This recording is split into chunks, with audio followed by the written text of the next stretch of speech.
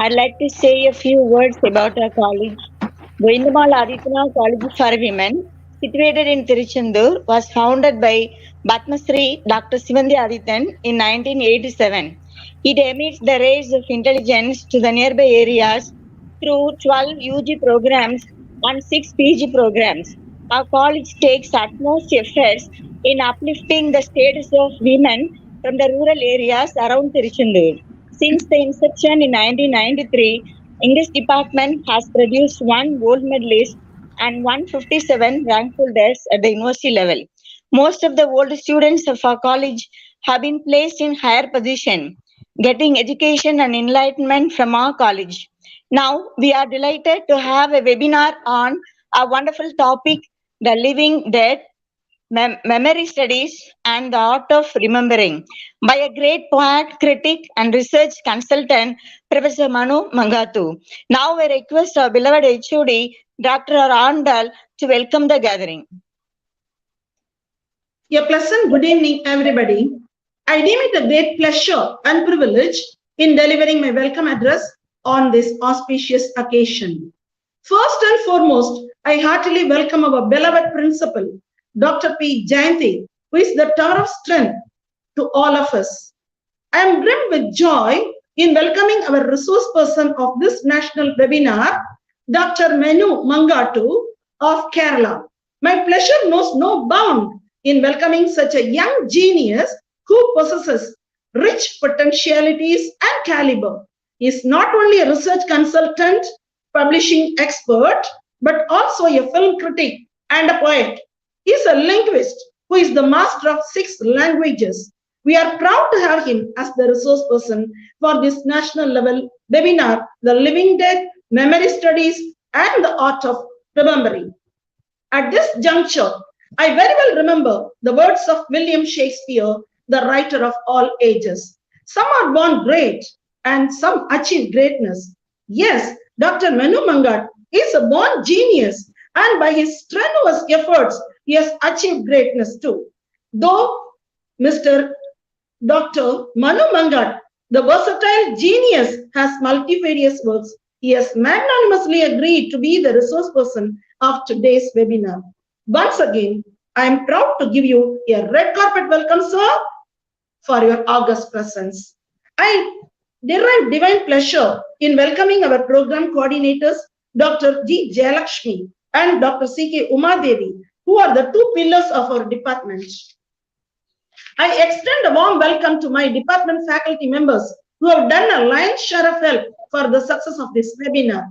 I extend my special welcome to the certificate in charge staff member, Mrs. T. Cynthia, who has put forth untiring efforts to produce the certificates. I welcome from the depth of my heart Dr. C.K. Umadevi and her daughter, come my old student, J.U. Gayatri, who always help me in abundance by taking care of the technical side of the webinar.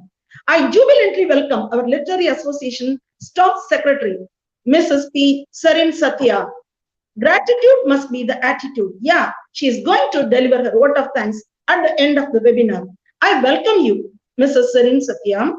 I cordially welcome all the faculty members, non-teaching staff members of our college and other colleges and universities. I obtain immeasurable pleasure in welcoming all the HODs, professors, research scholars, and students of various colleges and universities. I wholeheartedly welcome all the teachers and students of various reputed schools. I once again welcome one and all. Thank you. Thank you, ma'am. Now I call upon the program coordinator, Dr. C.K. Umadevi, to give the introduction of the chief guest. A pleasant evening to everyone. I feel delighted to introduce our today's resource person, Professor Manu Mangattu, who is the star of our program today. He is a very familiar person in our English literary field, and so many of us would have known him very well.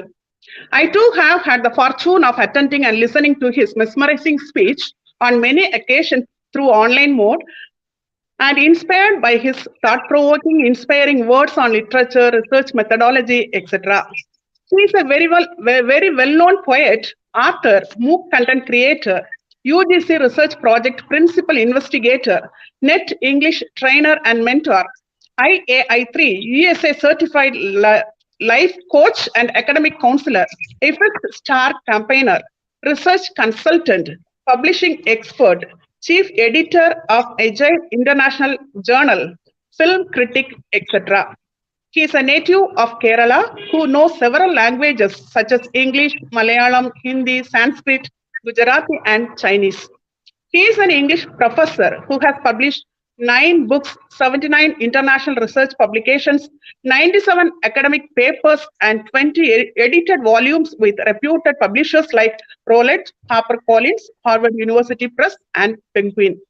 He serves as chief editor and editor for various international journals and is on the syllabus revision and approval committees of many reputed universities.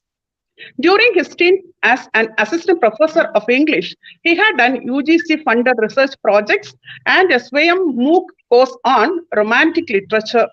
He completed a UGC-funded research project on Sachin Tendulkar as an aesthetic experience in 2017. A poet at heart who would live and die in her art, he writes poetry in English and several Indian languages. A polyglot with a passion for music and film, he finds delight in doing translations from Chinese, Persian, and Sanskrit. The Chinese poetry conglomerate acknowledged his contributions in taking Chinese poetry to the Western world by naming him Comrade to Poetry China in 2016. A visiting faculty at various universities and a quintessential bohemian vagabond, he conducts poetry readings, workshops, and lectures. He won the prestigious Most Read and Recommended Researcher Award during the last 3 years, that is 2018, 19, and 20, with close to 10,000 recommendations garnered through his career. After an apprenticeship in Shakespeare under Dr. Stephen Greenblatt, Harvard University, Cambridge, he currently offers part-time guidance to 27 research scholars from India, Iran, Australia, KSA, Indonesia, Djibouti, and mentors about 1,300 postgraduate guest lecturers and research scholars preparing for NTA NET examination. An ambidextrous ambivert blessed with extreme color blindness, he also plies his trade in the film and publishing industry. He serves as a resource person in many national and international conferences, seminars, and workshops, and inspires and enlightens the masses with his thought-provoking, informative lectures. In 2020 itself, he has delivered nearly 20 lectures. He has received many national and international awards too. Such a versatile person he is. I feel very glad and proud in introducing this genius with high academic excellence to you all. Now it is the time for our resource person to enlighten us all with his inspiring talk. Please, sir. Good evening, dear friends. Good evening, the college, wonderful college and wonderful management, teachers from the Department of English, who has been very kind with their words and deeds. And I would, at the outset, I would like to, offer our apologies to the audience for the slight delay. Because of certain technical reasons, the program couldn't start in time, but everything is fine. We haven't forgotten the lecture on memory studies. It would be a historical a blunder to forget a lecture on memory studies. So we are happy that finally we are through, and maybe 30 minutes according to Indian Railway time is nothing. 24 minutes, 24 hours is the minimum delay according to IRCTC. So I think we can forget and forgive this 30 minutes delay. And okay, so without any further ado, and thanking the whole of the management and the college, as well as dear participants who are joining, let me begin my session. So Govindammal Aditanar College for Women, Tiruchendur, is organizing this workshop, this lecture, this webinar on the living dead. memory studies and the art of remembering. And I don't know whether this topic is a sweet topic or a nostalgic topic or even a sad topic. These are cynical times. These are the pandemic times when we are seeing a lot of death and suffering all around us. And probably the thought of death itself is a little baffling. And probably death is something that we all have problem handling. We find it difficult to comfort somebody who has lost someone near and dear to them. And when it happens to us, again, we find it difficult to put things in words. We don't know how to swallow our tears, swallow our emotions. So these are difficult times, and I don't know whether I'm doing a tribute to the people who have lost the near and dear ones, or am I trying to do that, or am I trying to help ourselves recover from the losses we all have suffered? I'm sure that every one of us has suffered some loss or the other, in person or in kind, because of this pandemic. And that is why memory and studying memory studies, and thinking about the dead and thinking about the art of remembering is important. And my title is The Living Dead, Memory Studies and the Art of Remembering. So this lecture would be like this. I would be trying to tell you something about the title. The first part of the title, which says The Living Dead. And then I would move to memory studies. I wouldn't go into a lot of theory. Rather, I would try to explain to you using, the present cultural studies setup. And we live in a world there which is dominated by a lot of cultural theory, and cultural studies is everywhere. So we will look at how cultural studies and memory studies collude and converge, and how we can make sense of death and remembering, and the art of, even not whenever we speak about remembering, we have to remember forgetting. I know that remembering forgetting is a kind of an oxymoron, just as living dead is an oxymoron. We are trying to put together paradoxical terms, right? Living dead, forgetting about remembering, or remembering about forgetting. But these are the realities. Paradox is the reality that shapes our lives these days. So, what is this living dead? What is this living dead? Of course, I was telling you that I would be going to memory studies, and after that I would be looking at the art of remembering using two texts which are very familiar to all of us. I have taken two very simple texts. One is the Harry Potter series, and the second one is Hamlet. The choice is simply because I'm sure that most of us, I think all of us, are familiar with at least the theme and the plot of both these immortal works. Harry Potter series from popular culture, and Hamlet from the elitist canonical literature and culture. So this is what our lecture would be trying to do. Now, I wanted to explain a few things about the living dead. Of course, not explain, but let us think about the living dead. Who are the living dead? If you check the dictionary would tell you that the living dead are the dead people brought back to life by some supernatural force or by some unnatural turn of events. Dead people brought back to life. And we know how we bring back dead people, right? Through our memory. We bring dead people back to their lives, back to their surroundings through the power of our memory. So that is one thing about the living dead. And in fiction, usually the term living dead refers to the creatures that are capable of movement alone, but not of rational thought. And think about the creatures that are in our memory. Are they capable of movement? Are they capable of rational thought? Just think. And metaphorically, the phrase the living dead may refer to living people who lead a life that is so full of suffering that it would be better to be dead. A more accurate description of depression perhaps, or any other crippling, life destabilizing, life destroying disorders. All this is can be the metaphorical explanation for the living dead, people who live dead.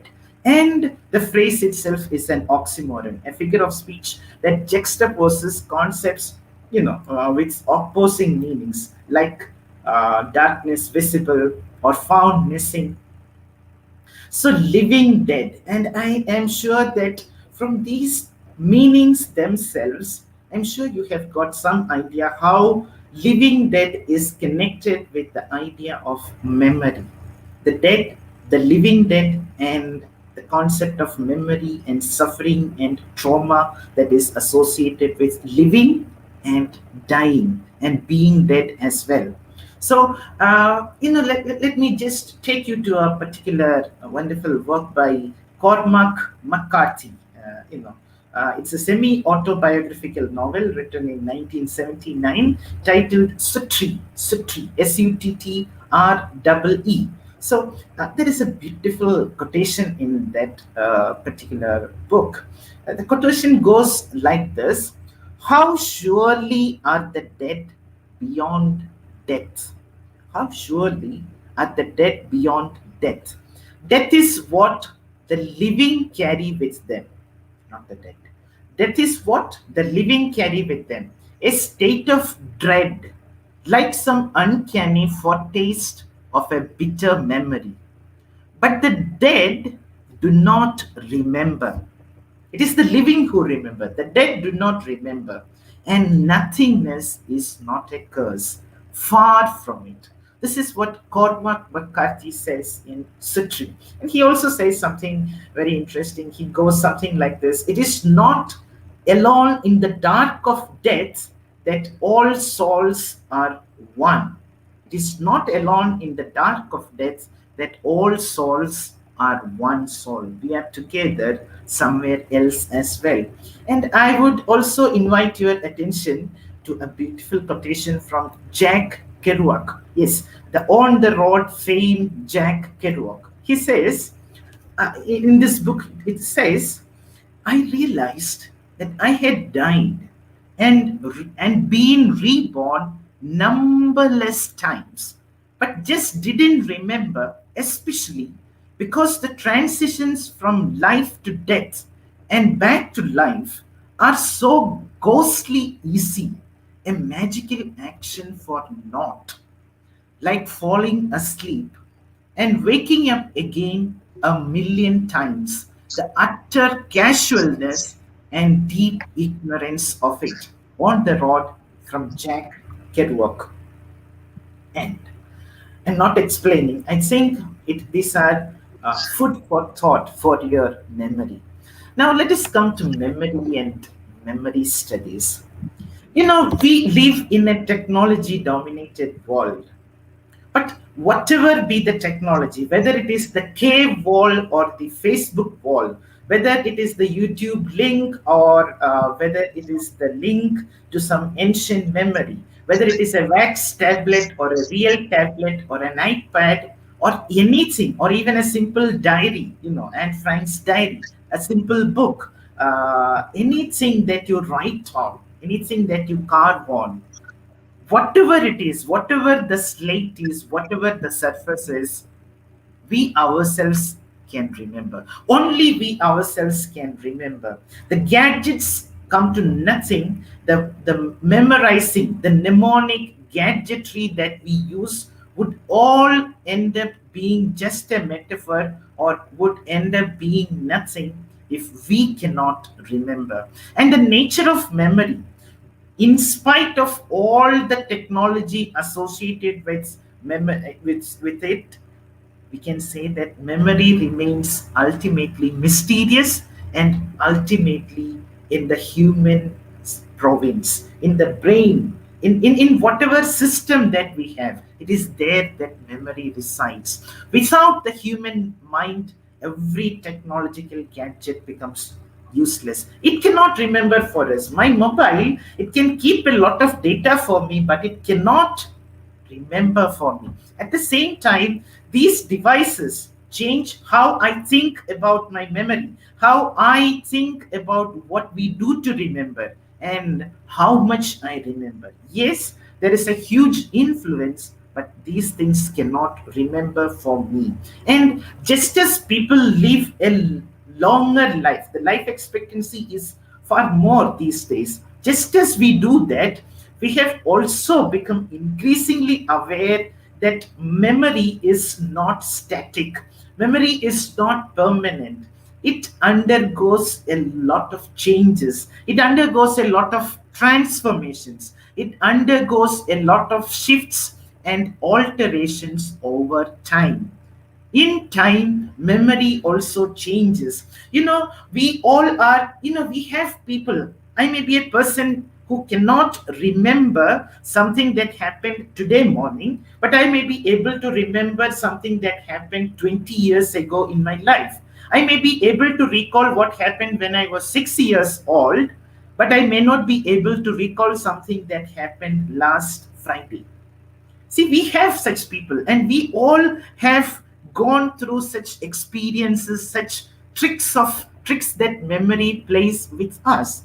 And this may be a world of ever increasing individuality. The individual is given a lot of focus these days, but however we highlight the individual, the shared memory, the collective memory is as important as ever. And maybe it is a case of nostalgia, maybe it is the joy in some fond memory that you cherish in your heart, maybe it is the pain of some traumatic loss that you suffered in your life. Whatever it is, we have those memories firmly entrenched, but we also understand memory studies has taught us that our memory is not fixed. It will undergo changes. Shared memories too can be manipulated and falsified. Everything can undergo change. History is sometimes history. We speak about the fictionality of history and the historicity of fiction. So we know nothing is permanent. And we all know how we Photoshop images. We have applications, we have Picasa, we have various applications that help us change our images. Just as our images that we store in our brain can be modified, can be altered. Our images, the images that we have saved in our brain, can also be photoshopped. And who among us hasn't made a mistake when we thought, we have seen save all changes. Before you click on the submit button, they will ask you save all changes. Have you ever thought about it? Can we save all changes? How wonderful life would be if we can save all changes. And what I have observed is, whenever we click on the computer to save all changes, what it saves is the final image, nothing that happened before, right? Haven't you observed this? Whenever you click on save all changes, it is not saving the change, it is saving the present. It is not saving whatever happened in the past, it is simply saving whatever is there at present. And immediately that present moves to the past.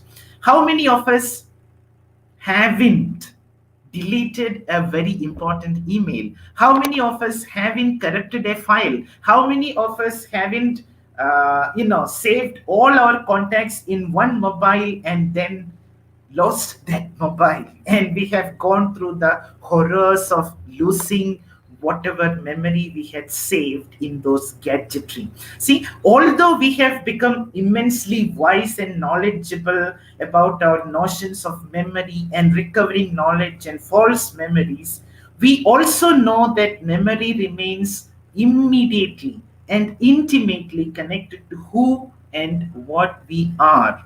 In this world where even identities are stolen, we say that your identity will be stolen. Your bank account details, whatever you have, your Aadhaar card, if those things are stolen, what is also stolen is your identity. But in these days of stealing identities, even today, our memories may be all that we have left of who and what we are. Or maybe, since it is memory, memory may be the only thing we have left of who we were. We were in the past. And that is why, Temsula Ao, in her wonderful book, These Hills Called Time, in that book, Temsula Ao says, memory is a tricky thing. Memory is a tricky thing. It picks and chooses what to preserve and what to discard. Memory picks and chooses what to preserve and what to omit. So our memory is not always a soothsayer. Our memory doesn't always tell the truth. It preserves what it wants to preserve. And it may not be preserving things that we want to preserve. Sometimes our memory preserves things that we want to forget. And our memory forgets things that we want to remember. Our memory is such a naughty thing. Our memory is such a tricky thing. And I just would call back a memory from Harry Potter. Professor Albus Dumbledore, the headmaster of the Hogwarts School of Witchcraft and Wizardry. He says something very interesting about Professor Horace Slughorn. He says Professor Slughorn has meddled with his own recollections. Why? He has meddled with his own memories. Why? Because I think he is ashamed of what he remembers. He has tried to rework the memory to show himself in a better light, obliterating, wiping out those parts which he does not wish me to see, which he does not want the world to see. You can say that, okay, this is fiction, it is magic, and Harry Potter is all about magic. But let me ask you, is it only about magic and fiction? What about the magic that memory plays on us in our real day-to-day lives? Doesn't memory play this very same magic, meddling with our recollections and keeping things that we sometimes want to keep and keeping things that we don't want to keep and obliterating things that we sometimes want to keep and we sometimes want to obliterate? Memory does that with us. And that is why memory studies is a burgeoning discipline that is growing across all spectrum, that ranges from the literary to the scientific, to the physiological, to the biochemical, to the neuroscientific, through behavioral psychology, cognitive psychology, computer science, philosophy. The whole range of humanities and sciences and social sciences are racking their brains over this thing called memory. Memory is something very interesting and something very devastating. And that is why, as a field of academic, memory studies originally developed as a field of academic interest largely because of Holocaust, what happened during the Second World War, and before that, the Nazi extermination of the Jews and the whole of the Holocaust, probably driven by the realization that time is running out for us to recall and hear from the people who have actually experienced the Holocaust, the Nazi survivors. So probably because of that, but memory studies arose out of that. And these days we hear that it is, a lot of things from a place in Tamilnadu. They are saying a lot of things about memory studies, and suddenly people are thinking that memory studies is a recent phenomenon that started in IIT Madras. Not at all. Memory studies was there. It has been there since 60 or 70 or 80 years. And even in India, we have been practicing memory studies. We all have done a lot of memory studies discussion. Maybe we haven't realized that we were doing that, but memory studies didn't mushroom in 2020. I saw the website which says copyrighted 2020, but it is not. I mean, I agree that the website is copyrighted in 2020, but memory studies doesn't have a copyright in 2020. It existed long back. And this trauma of the Holocaust and the recognition of the problem of records can be lost, evidences can be lost, archives, the entire archives can be lost and found. And that is another oxymoron you can have: found, missing, found and missing. Historiographical issues that the often inseparable things that you find between ethics and psychology, raised by the suppression and the oppression and the repression and the solicitation of the memories of trauma. Questions regarding how and when memory becomes history, and questions regarding when history becomes myth. All these questions are there. And that is why we have memory studies. In classical mythology, we had this particular muse, the mother of the nine muses, Mnemosyne, Mnemosyne, the mother of the nine classical muses, who motivated and who inspired all kinds of aesthetic and artistic articulation, artistic expression, drama, poetry, literature, music, history. All these were motivated by Mnemosyne, memory, the mother of all muses. These have always been looked at as ways to remember and places to think about memory in classical mythology. And coming to this lecture, I would invite you to look at the examples of Harry Potter and Hamlet. Harry Potter, because it is an example from popular literature and popular culture, and Hamlet because it is from the canonical elite literature and elite culture. So using these two examples, I would try to discuss with you the art of commemoration, how it operates in our culture, and how we can remember, what should we remember, and what use can we make of this preserving and selectively filtering memory. Now, coming to Harry Potter, literature people will be, the traditional puritanical literature people would be a little wary of Harry Potter because no, it is not proper literature, it is not canonical literature, it is popular literature. Fine, this is Harry Potter for you, but we have it, and it is very popular among our readers. Whether it is canonical or not, I am not the person to answer that question, and we are not interested in that. But one of the most insightful aspects of the entire Harry Potter series is the attention it pays to the power of memory. In the earlier books of the Harry Potter series, you had this memory charm, obliviate. Some character would say obliviate, and you will forget everything. And your memory is modified. Oblivion, forgetfulness. So, obliviate. Everything is vanishing from your memory, removing any recollection of memory, but recollections of trauma. And, Lord Voldemort, we have the series villain. We have the villain, Lord Voldemort. He appears and reappears as the memory of his teenage self. The ability to focus on something happy is crucial to defeating and conjuring the Patronus charm. Patron, father, patron, somebody who patronizes you. So the Patronus charm against the Dementors. Remember the word Dementors, Dementors,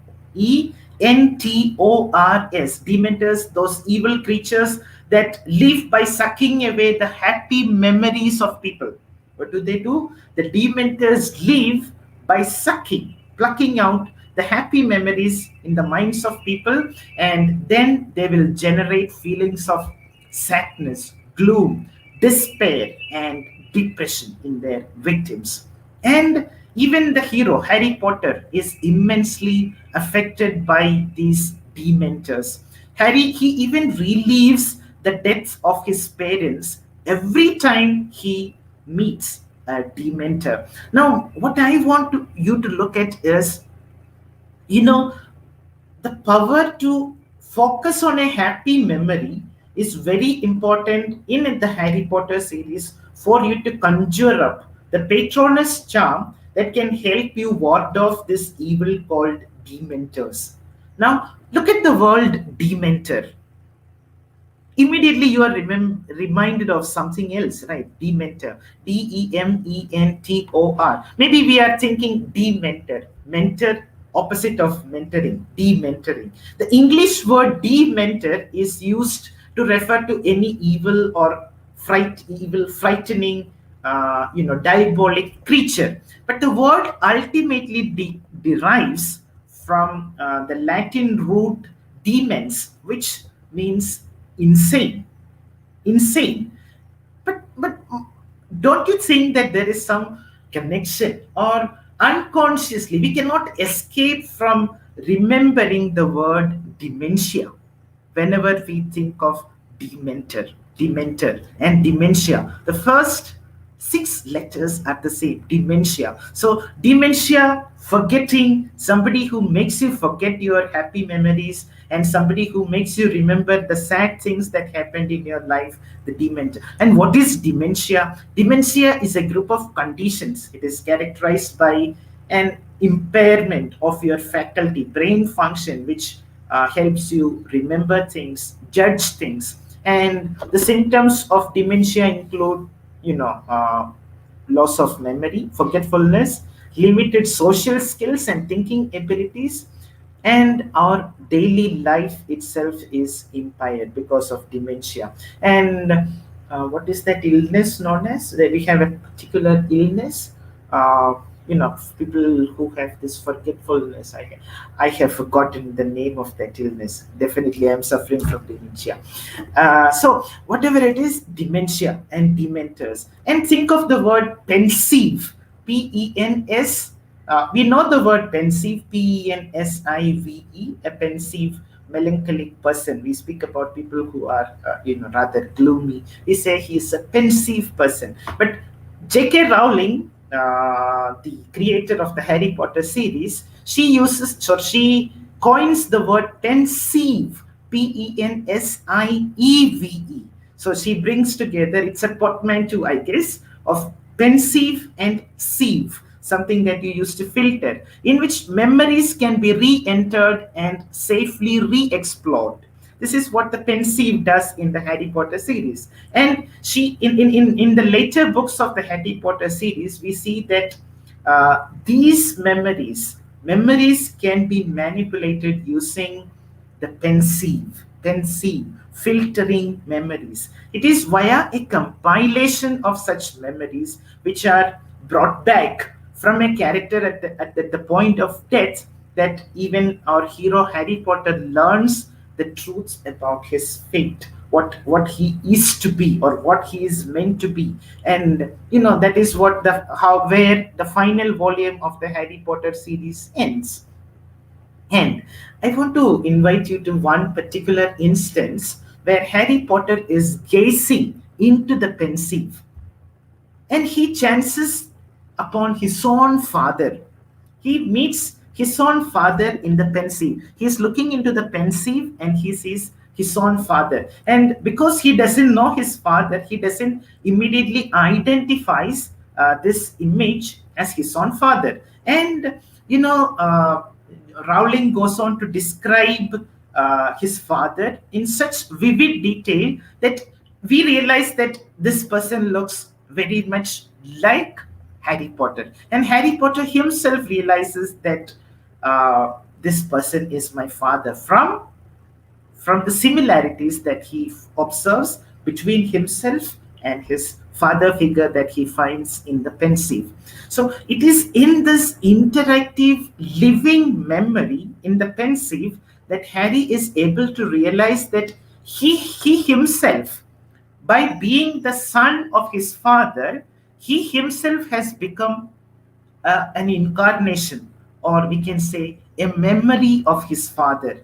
Thereby, what is he doing? He is resurrecting, bringing back to life the dead, the living dead. His father comes back to life in Harry Potter through these semblances, through these memories, through these resemblances. And the way Harry observes his father, the way he observes the similarities to emphasize the differences in his father's look and his own look, because his father doesn't have that scar that Harry has on his forehead. But even that scar, what is that scar? That scar is a memory of the trauma that his parents underwent. You know, memory, trans memory, memory across generations. That the scar that Harry Potter carries or wears on his forehead, that particular scar is a bearer of trauma. Harry not only carries the physical semblance with his father into the future, he also bears the scar that is a constant, repeated, perennial reminder to Harry Potter of the night when his father and mother were murdered. Traumatic memory existing in the form of the scar. Remembrance as resurrection, and remembrance as something very closely connected with trauma. And that is why memory studies frequently associates itself with trauma studies. Harry Potter has to reconstruct and resurrect his past, thereby bearing witness to those people who have lived and died. And by doing so, what is he doing? He is able to change his present. I hope you know the story. I'm not going into the story. So he changes his past by bearing witness to whatever that happened in the past. Bearing witness. Now, this act of bearing witness is not only a duty to never forget our previous generation, but also it is a duty. It is an obligation to disrupt any renewed attempts at mass destruction. And I am not speaking about this in terms of Harry Potter alone. Look at the way our life moves on. Whenever there is a mass destruction happening, the act of bearing witness is very important. We know what a witness does in a legal court of law. We know what the witness does. Similarly, the witness chooses to provide healing and closure, completeness, finishing. He's ending, putting an end to the wound that has been inflicted by the trauma. And he also protects, by bearing witness to whatever has happened, he also protects future generations. How? By breaking the cycle. Now we are saying that we have to observe physical distance, we have to break the cycle. And in memory, how can you break the cycle? You break the cycle of violence, break the cycle of the pandemic by bearing witness. History shows us this. History shows that massive violence, episodes of violence comes in cycles, comes in waves. And the cycle of deaths and trauma and destruction and violence can only be broken. The chain can be broken when a person chooses to become a witness and figure out his or her own role in the massive scheme of the universe. The witness can no longer disregard the larger questions of facing death, of facing time and its passage. And it is very important, when we face death, when we face suffering in our own lives, it is very important that we don't silence the memories. we sometimes try to escape from memories, and there are certain lessons to be learned from this Harry Potter series itself, from Hamlet, where we can learn about why not to silence our memories, or why silencing memories is not the right option. There can be two major consequences to silencing memories, especially if we try to silence the memories of past trauma.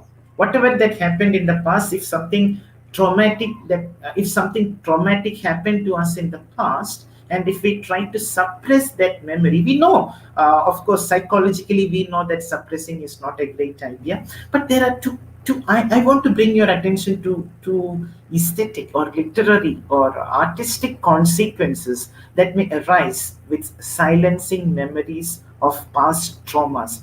What happens in memory studies when we look at collective memory? Trauma doesn't actually disappear from the collective mindset of people.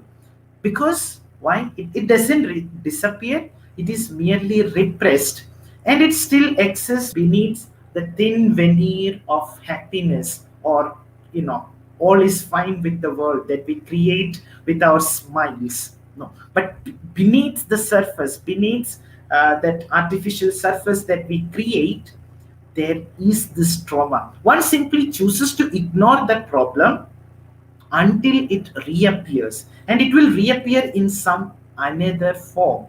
And this is sometimes called transgenerational trauma, trauma that cuts across generations. We know how it happens. We speak about DNA, and for example, if one of my own ancestors had a traumatic experience, that trauma will have an imprint on his DNA. I mean, it is said that 43 or 44 generations before us, that many generations will have a bearing on our DNA. It is scientific. So, my great great great ancestor who lived maybe 500 years ago, the traumatic experience that ancestor had, if it is repressed, what will happen? It will leave a scar on the DNA.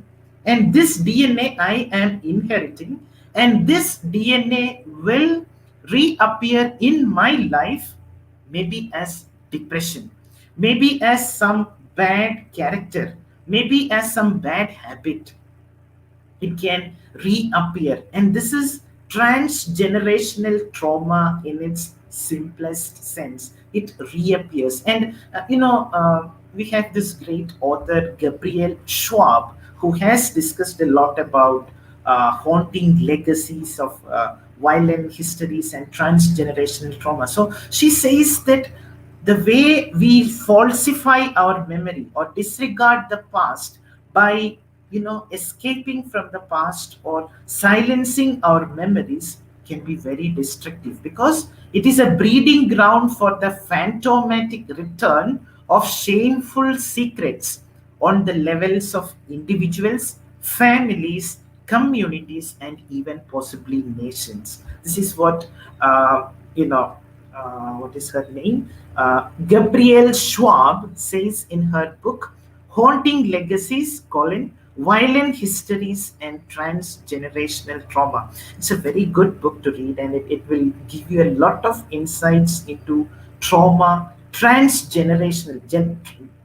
that goes across generations. And people who are into research may even look at the concept of Samskara and Vasana that we have in the Indian tradition. Samskara and Vasana. I have the ability to sing. That is a Vasana that I may have inherited from my previous birth. What is my previous birth? Some of my ancestors. Their lives are my previous births, and that comes to me as a Vasana through my DNA. So whatever I experience is my Samskara, and whatever I give to my future generations is my is their Vasana. My Samskara is my future generations Vasana. So this is also something very closely related to trans or intergenerational, across generational trauma, across generational memory that is carried in our DNA. And in the wizardry world created by Harry Potter, the community, the wizardry community, the whole of the school, they try to eradicate the memory of Voldemort and even his name. And what do they say? They say that you should not utter the name of Voldemort, suppressing a memory, silencing a memory. You should not utter Voldemort's name. So we see that in entire volumes, they don't, speak about his name. They don't give his name. They simply refer to him using some other phrases. They don't use the word Lord Voldemort. What is happening? Silencing memories. Voldemort's name is kind of suppressed, and by doing so, unintentionally, they are creating fear and ignorance in the next generation. This is the first consequence of silencing memory, creating fear and ignorance in the coming generation. Transgenerational trauma is the first problem with silencing our memories. And the yes, ma'am? Oh, okay. I thought somebody was saying. Okay. Can I continue? Yeah. Okay, and the second consequence that I would like to bring to your attention is that, when you silence trauma, when you don't speak about Lord Voldemort and his whatever, what happens is you are also silencing the names and the memories of his victims from the collective memory of the community.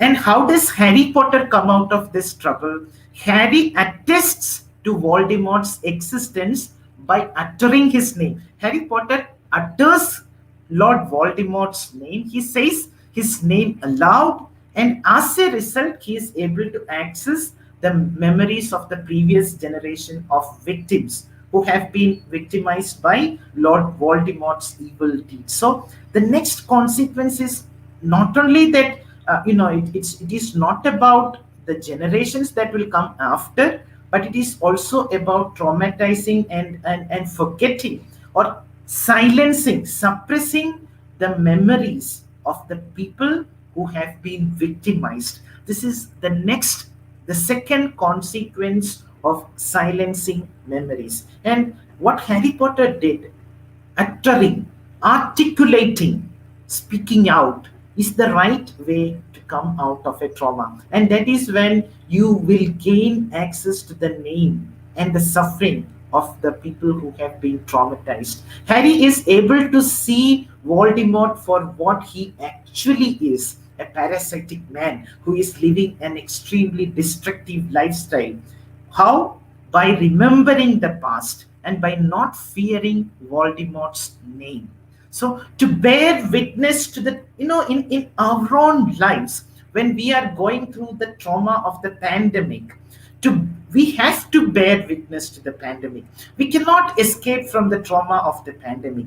And to be empathetic witnesses, no, maybe we cannot be saviors to the universe, but at least we can be empathetic witnesses to the trauma that is playing out before our eyes. And by doing so, we may be able to, how can we do that? We may be able to do that through narrativization. We may be able to sublimate the trauma of experiencing death and suffering of the pandemic. We may be able to do that through narrativization, through putting it into artistic mediums, through articulating. Just as Harry Potter articulated, we should also be able to articulate the trauma, and it is through articulation in artistic expressions that we will be able to get rid of the trauma of the pandemic or whatever trauma. And of course, truth is stronger and mostly stranger than fiction, more often than not. We can't be saviors, but we can achieve our own salvation through the power of narrativization. And that is what I would say about Harry Potter. Now, let me briefly take you to Hamlet, the Prince of Denmark.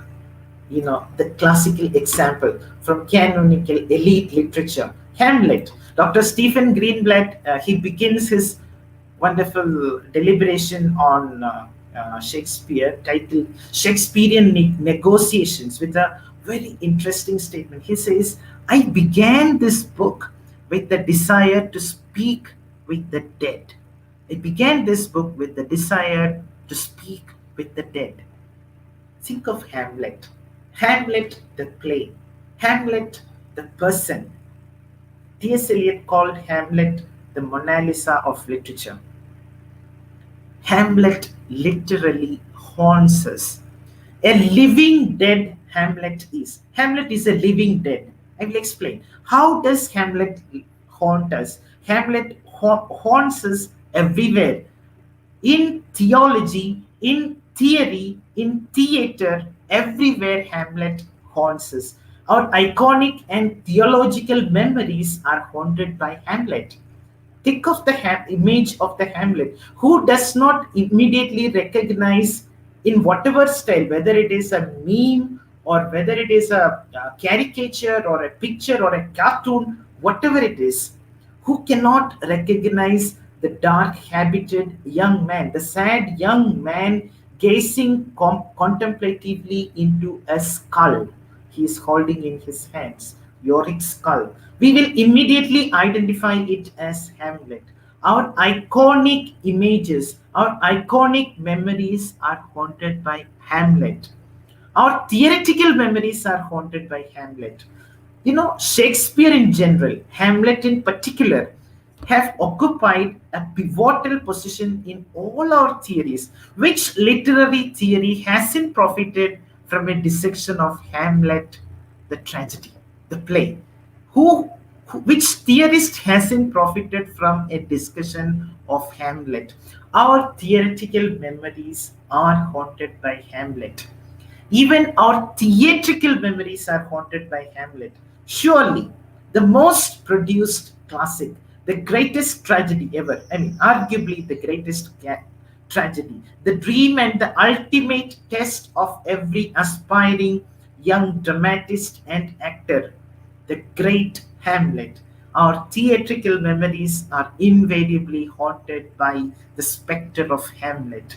And our metaphysical memories are haunted by Hamlet. How many times haven't we involuntarily asked ourselves to be or not to be? That is the question. To be or not to be, that is the question. Whether it is nobler in the mind, I forgot. Whether it is nobler in the mind is done like that. Here, so to be or not to be, that is the question. Metaphysical memories. Our metaphysical memories are haunted by Hamlet, the person, the character, and Hamlet, the play. The play and the character. Hamlet is deeply troubled by memory. And we know the ghosts remember me. What he says, what he tells Hamlet, the father Hamlet's ghost tell the son Hamlet, remember me. And it is a crucial, vexed injunction. But, we can also connect it with the pose on Hamlet's argument. He's asking himself in his soliloquy. Hamlet asks, must I remember? So, remember me. His father's ghost says, remember me. And Hamlet asks, must I remember? And maybe we can add an aside as well. And if I have to remember, how should I remember? My dear friends, how can we remember? How should we remember? Remembrance is an art, and it is mostly concerned with the heart, and it is a heart-breaking art, remembrance. We have fond memories. Fond memories are there, but the traumatic memories are even heartbreaking. Heart cleft. It will cleave your heart into half. Think about Claudius's speech to the court in the first act of Hamlet, where he remembers, where remembering itself becomes the subject of discussion. And Claudius begins his exhortation to the court by making a distinction between personal and national memory. There is a personal memory and a national memory. He says, though yet of Hamlet, our dear brother's death, the memory be green, and that it us befitted to bear our hearts in grief and our whole kingdom to be contracted in one brow of woe, yet so far has discretion fought with nature that we with wisest sorrow think on him together with remembrance of ourselves. See, distinction between personal memory. He remembers Hamlet, the dead king, as his dear brother. But he also asserts his own position of power by using the royal plural we. We. He uses the plural we throughout and by referring to the kingdom. And he uses this speech to assert his own authority, just as he is using it to speak about the dead king Hamlet. And he claims not only political power, but also, tragically, he claims a power over the memory of people. And when he says that the memory of the old king is green, though yet of Hamlet, our dear brother's death, the memory be green. You know what we usually mean when we say some memory is green. We mean that it is a recent event. But in the context of Hamlet, the play, we understand that green has a different connotation. The rest of the speech puts this in a more negative light. To be green is, of course, to be fresh in memory, but it is also to be immature. Why? Remember what Polonius tells Ophelia. Polonius calls Ophelia a green girl. And there, what is green? He doesn't mean that Ophelia is a young, vital, maiden. What he means is, when he says Ophelia is a green girl, what Polonius means is Ophelia is an immature girl. And this is the sense that pervades whole of the play Hamlet. To be green means immature. And this is what Claudius is about to accuse Hamlet of. He says Hamlet, the son, is being immature by continuing to mourn his father. And what is mourning? Mourning is remembering the dead. How to remember the dead? That is mourning. Mourning. And Hamlet's exchanges with Claudius and Gertrude, his mother, it is all about how to remember the dead. The king and queen are anxious and they are done with all their mourning, and they are done with both public and private mourning, and they believe that the mourning should end. So far as they are concerned, the proprieties the decorum has been observed and normal life must resume. But Hamlet doesn't agree. Hamlet continues to wear the black gown. He wears the knightly color, the inky cloak, customary suit of solemn black.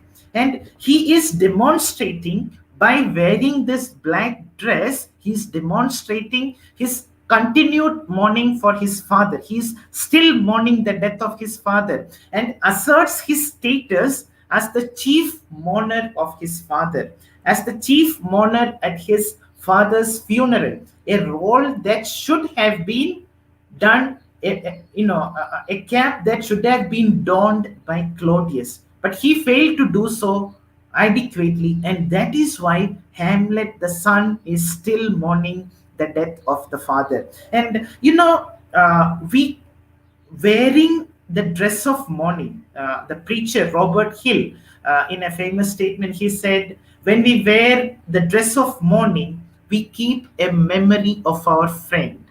By urging Hamlet to abandon his black cloth, his mother and Claudius, they are encouraging him to forget his father, not to keep the memory of his father. And when Gertrude says all that lives must die, and passing through nature to eternity, it is a hollow statement. We know how hollow her utterance is. Yes, she is speaking about the ubiquity and permanence of death, but what is she doing? She is simply elbowing out the proper performance of mourning that she should have given to her late husband.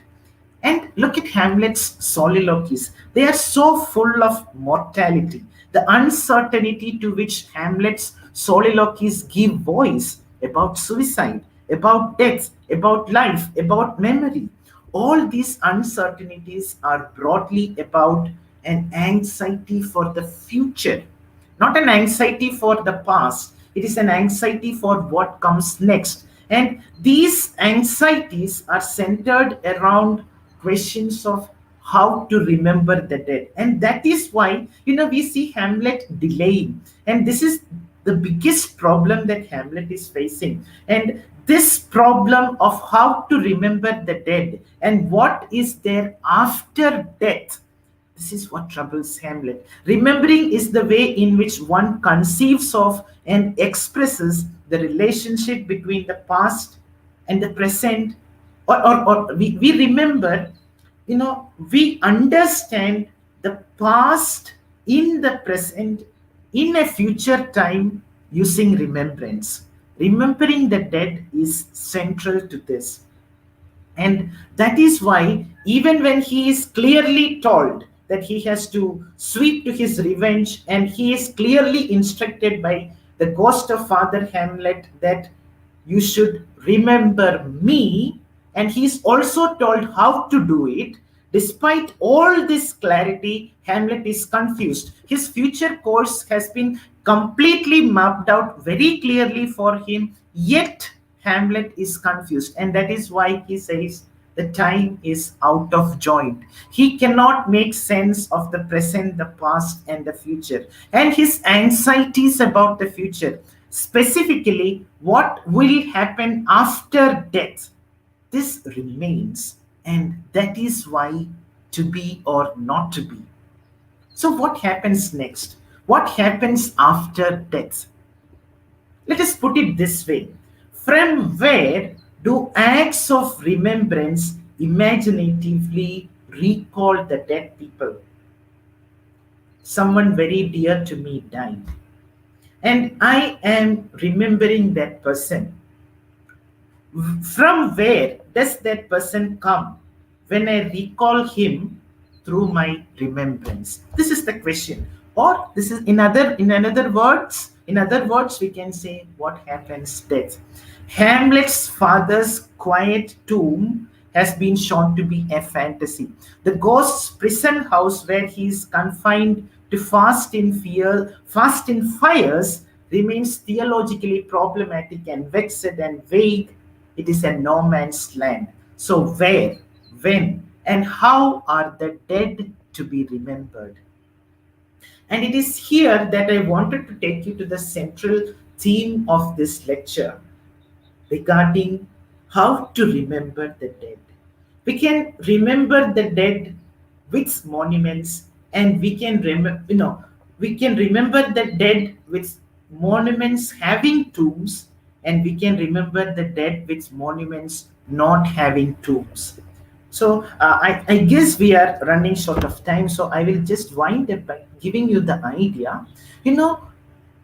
Earlier, monuments were erected in fond memory of the dead people, and monuments were erected for different purposes. One purpose, so that people will pray for the dead person. Second purpose, people will be reminded of their own fallibility, their own mortality, and they will lead a good life. That is another purpose of erecting a monument. And still earlier, even before Shakespeare's time, tombs had these monuments recording the achievements of people. So that was another purpose of monuments, recording the achievements and the personal identity of the dead people.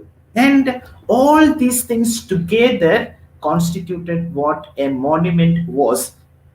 And this was a monument which was erected with the tombs of the dead people. And we know what is happening with the memorial stones in museums and graveyards. All these things have engravings that has a memory to last forever.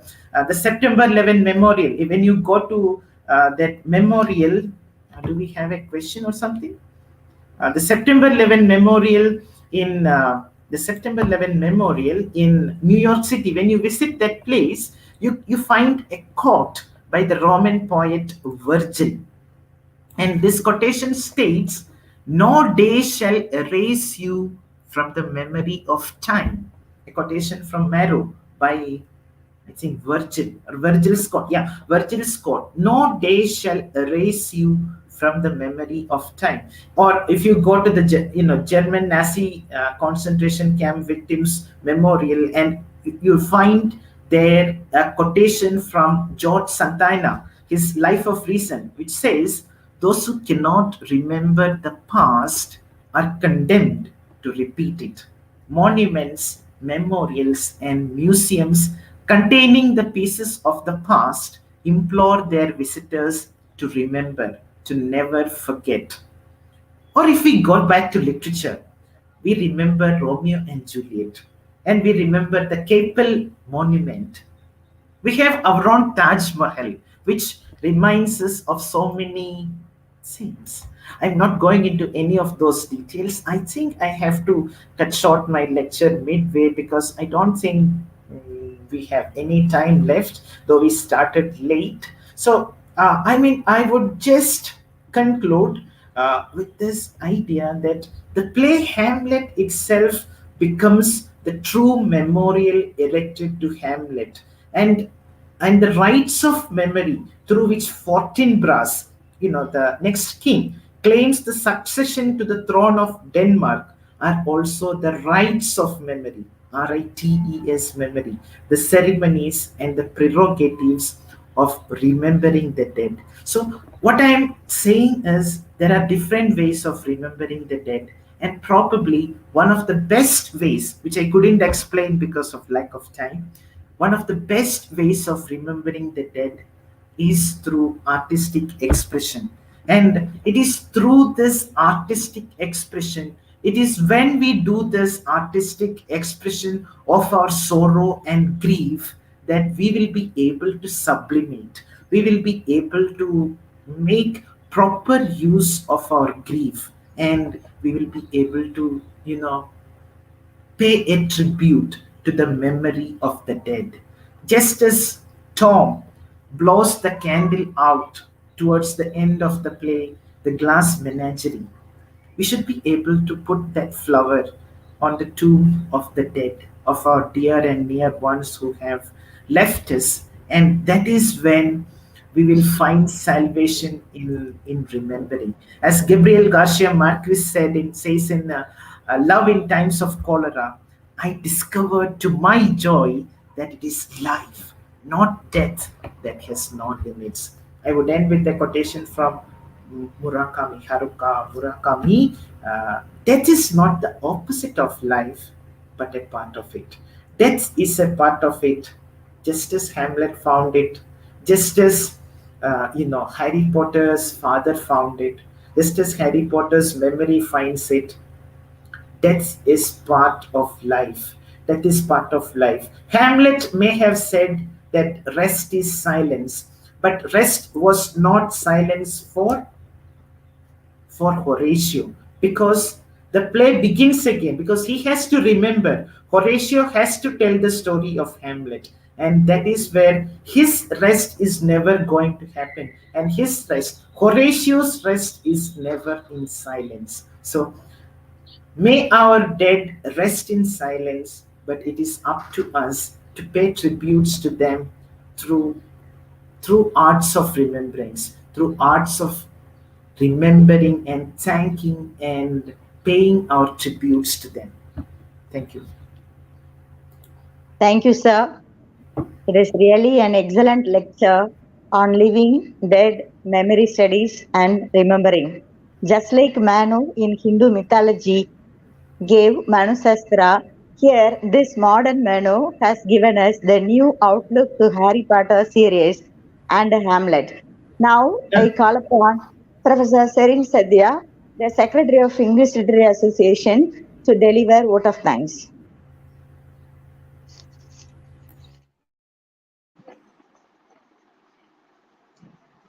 Good evening, everyone. It's my immense pleasure and privilege to post the vote of thanks on this memorable occasion as an organizing secretary and assistant professor of English. This is the day that the Lord has made. First of all, I thank the Almighty God for making this webinar possible with His omnipresence. Then, I thank the management for organizing this national webinar on the living dead, memory studies, and the art of remembering. I express my gratitude to the resource person, Professor Manu Mangattu, a quiet critic and research consultant who, despite his busy schedule, has found time to grace this occasion. We are over the moon to have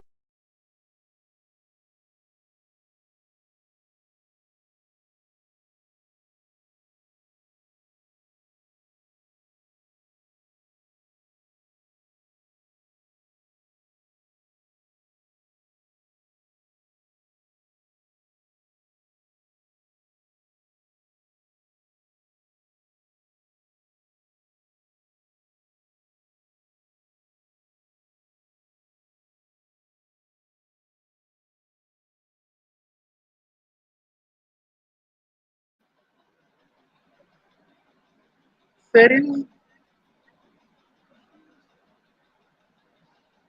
It seems she has lost connection. yes, sir. Thank No you very worries. much, sir. It's a wonderful lecture. Yeah. Do we have any questions? Okay, sir. So shall I read out, sir? Yes, ma'am. Sure. I cannot see any questions. Where can I find the questions? I will read if I have In to. the chat box, sir. Chat In box. the chat box itself, sir. In comments. Sir, Okay. there is a question. Yeah. Can literature alone be interpreted to analyze a particular episode in history? Can, well, Can, lit- not really. Yeah. Yes, ma'am. Go ahead. can literature alone be interpreted to analyze a particular episode in history? I don't fully get the question, but I guess should literature be used? Literature can be used to interpret episodes in history, but there are other tools as well. Definitely, there are other tools as well. Literature is just one among the many tools that will help us interpret and make sense of history, historical events. Yes, literature is a beautiful tool, but there are other tools as well. For example, you can use psychology. There are so many other tools to look at historical events and to make sense of them, make sense of the fictionality of history or the literariness of history or the truth value of history. All these things we can do through literature, but literature is just one among the many tools that is available. Sir, another one question is, how do you explain diasporic literature in relation to the title of this webinar? Well, this title has nothing to do with diasporic literature, and if you want to connect, of course, we may try how diasporic literature is connected with the title. Maybe you can look at diaspora as, well, I would say diaspora is about இப்ப உங்களுக்கு பிரச்சனை இல்லப்பா, நீங்க முடிஞ்சா வாங்க, இல்ல அப்படியே முடிச்சிருவோம். அவர் இப்ப கொஸ்டின்ஸ் சொல்லிட்டு இருக்காரு. கொஸ்டின்ஸ் வந்து சொல்லிட்டு இருக்காரு, சும்மா நாங்க தேங்க் பண்ணிடுறோம். சரியா? Serenma, you are not mute. சரி. Okay, diaspora. I think there is an interesting connection that you can draw because think of the title of the semi-autobiography written by Edward Said, Out of Place, or think of the idea of a person who is in exile, who is in a diasporic situation. He is in no man's land, neither here nor there, and I think when we are speaking about death, the living dead are in some sort of a no man's land, neither here nor there. Are they living? Are they dead? We may not know. And the art of remembering, remembrance has a lot to do with diaspora. Diasporic literature itself thrives on the memories of home retained by the diasporic writer. So, of course, you can draw a lot of parallels and similarities and connections between the title of today's lecture and diasporic literature. But obviously, I didn't intend anything, but the author is dead. So it is up to you, the reader, to interpret and decide whether there are connections to the title of this lecture with diasporic. You can, of course, draw connections. Yeah, it is a very good suggestion. Yeah. Sir, another one question. Can we look at the tribal literature in the light of memory studies? Tribal literature. Why not? Anything can be looked at using memory studies. There is nothing we cannot look at using memory studies. It all depends on how we do it. It is not what, it is not how. If we can find ways to connect memory studies with folk literature, tribal literature, anything, memory studies isn't insulated from anything. Nothing like that. It is just another tool to make sense of events, to make sense of occurrences, to make sense of discourses, to make sense of phenomena. And so, memory studies, just like any other tool that you use in literature, whether it is a deconstructive reading or a new historicist reading or a psychoanalytic reading, whatever it is, a memory studies can be used to make sense of any event, any literature. It is about how you make sense of it. It is never about whether it can be done. It can be done. And nobody can say, I have heard people say that, no, you cannot connect memory studies with this.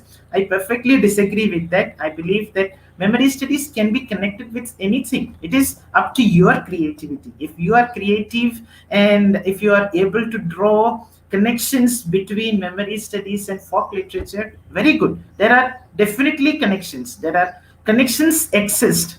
Connections are there, and it is left to us to establish those connections. We have to find out. It is like the dead. They may be behind a curtain, and when we remember, that curtain is removed and we see them. Similarly, these connections between memory studies and whatever literature you want to connect it with already exists. You just find it, and that is the task of the researcher. And if somebody says it cannot be done, they are absolutely wrong. But it depends on how you do it. If you are true to the text, if you are true to ways of interpretation, if it is logically valid, you can do a memory studies analysis of anything.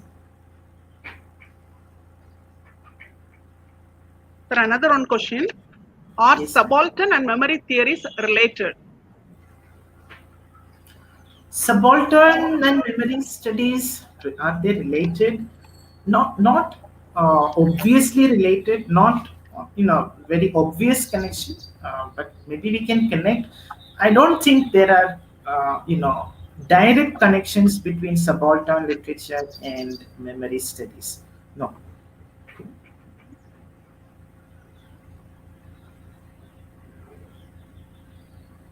Sir, another one question.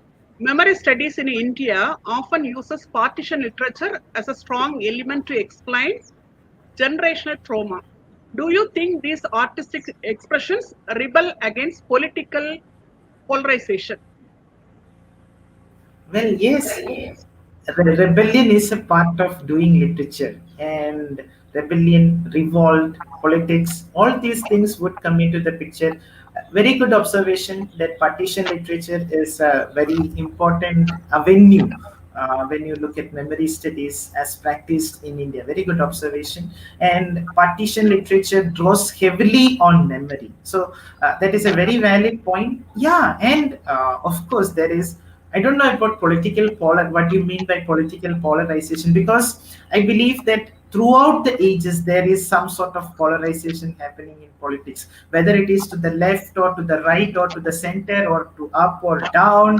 There is polarization, and no politics is without politics. Every politics has a politics attached with it, whether it is whatever the Congress did, or whatever the BJP is doing, or whatever the Communist Party has done. Everybody has a politics, and there is politics. Nothing is politically innocent. Every act of politics is politically non-innocent, and so polarizations happen, and every reading will be correct, will not be innocent. No reading is innocent. Whenever I am doing a memory studies reading, I cannot be fully objective. Full objectivity is a myth.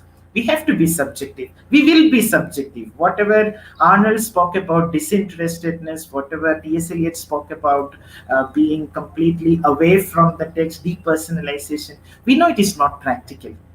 Theoretically, it may be possible, but complete objectivity is an impossibility. So, whatever statements we make, that there will be certain political implications to that, and all politics is political.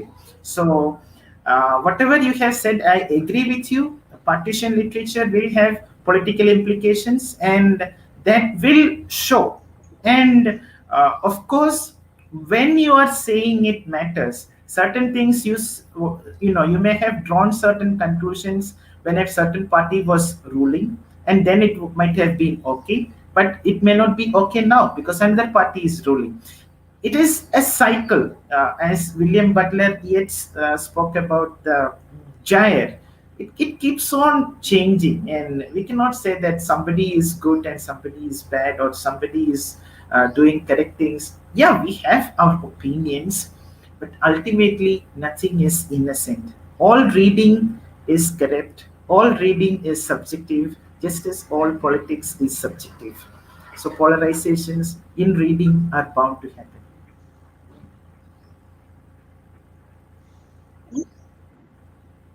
I read your lips, and I think that's all, sir. Right. Yeah. Yes, sir. Sir, I have one question, sir. Yes, ma'am. Please. Is there any theory for memory studies, sir? Well, memory studies is in itself, it is a branch of study, and maybe you can call it a subdivision of cultural studies. Maybe, but I would prefer to call it a discipline in its own right, because it is sufficiently developed. It has a lot of theory, it has a lot of theoreticians, and it has a corpus of literature. So we may not require anything else to supplement memory studies. Yeah, I understand your question, because we don't speak about a memory studies reading of a novel, right? We speak about a deconstructive reading, we speak about a post-structuralist reading, we speak about an eco-critical reading, but why don't we speak about a memory studies reading of something? We don't do that. I think it is a case of, the word itself creates a problem when you're speaking about studies. Can a studies be a method? Can a studies be a lens? When you're speaking about disability studies, these terms have this problem, and so I don't believe that we need any further theory. Yeah, theory keeps on coming, keeps on mushrooming, but if you're asking for recommended reading, I would of course suggest people like Maurice Halbwachs, Halbwachs,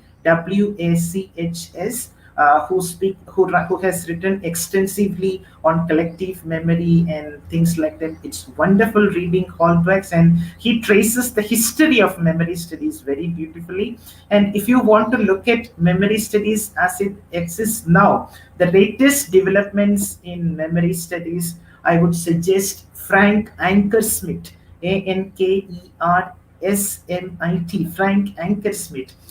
These people have done a lot of work in memory studies. As I was telling you, it started somewhere in the 1930s and 1940s, and it has developed sufficiently to be called itself a complete discipline on its own. So I think it is complete, and it is a very beautiful area of study. And most often we find it accompanied by concepts like trauma theory. Trauma and memory most often go together. Cultural studies go together with memory studies. And anyway, we cannot say memory studies is the super discipline above yeah, cultural studies. Maybe it is under cultural studies, but still I would say it is a complete discipline on its own. It has the wherewithal, and it has the corpus of literature, and it has the answers to why and when and where and how that we require for a theory to establish itself. So I think it is fine with memory studies to be to now we can call it a complete theory. I believe so. Thank you, sir. Yes. Now I request Professor Serin Sadhya to propose vote of thanks. It was once proposed, right, Sarin man?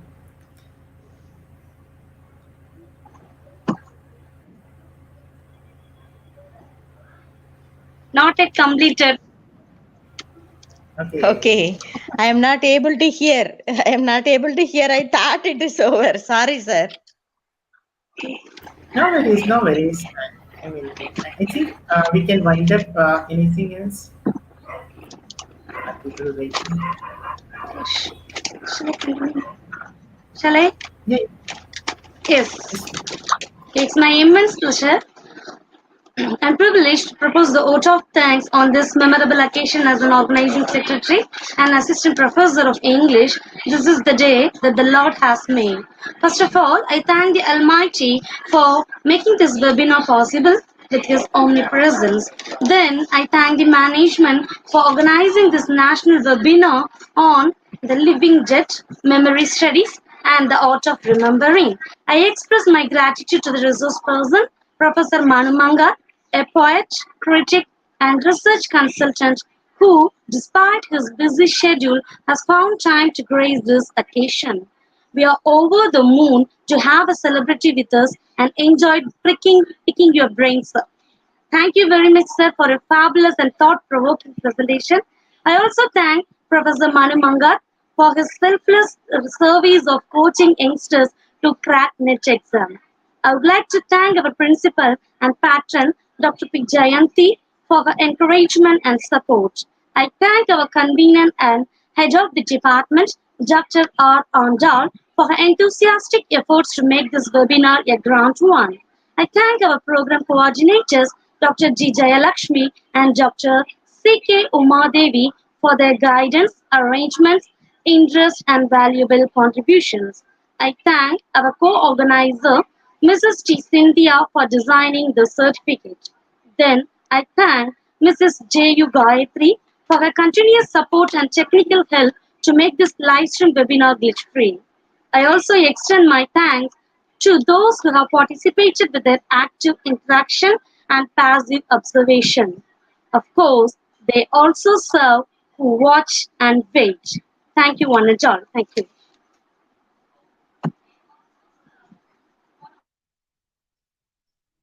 Thank you, sir. It was very useful for us. For the research scholars, it would be very useful.